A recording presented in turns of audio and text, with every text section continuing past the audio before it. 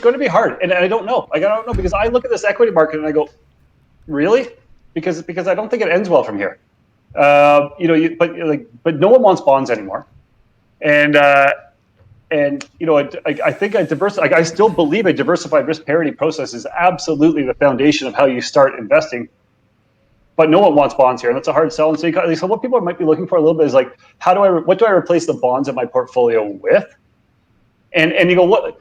The answer is like, should be levered bonds. They should be in there. You should have some. You might want to have stops on it. You want to have some protections in place to make sure that that you protect yourself. But at the end of the day, you probably want some of there because there are still growth and deflation risks in the market.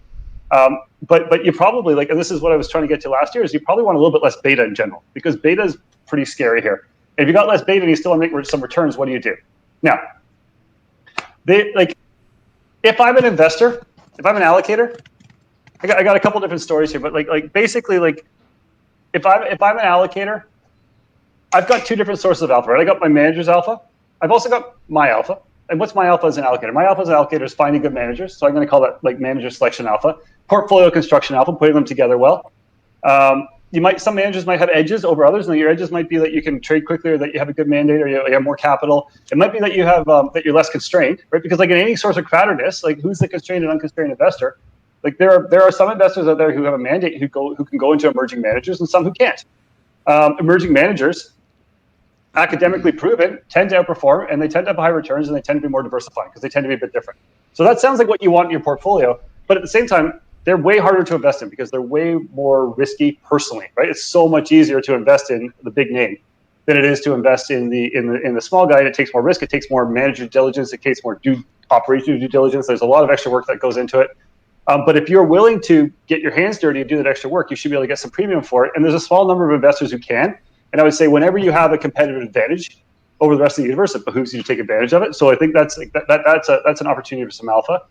I can talk about that a fair amount more. I also think as an allocator, putting managers together is a massively difficult problem, and also potentially a large source of alpha. So if I'm looking at it going like, look, if you're a pension plan, you go, I build my beta well, and then I think about what alpha I can add.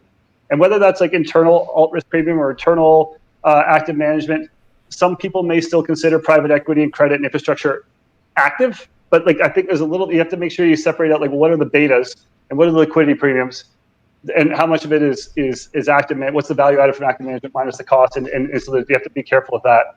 But let's say there's some of that as well, and you go, and so where do we get our liquid active management? Like I said, if you want to get that discount rate neutrality, you have to put in portfolio managers together. And man, is that ever hard, right? It's hard to select good managers.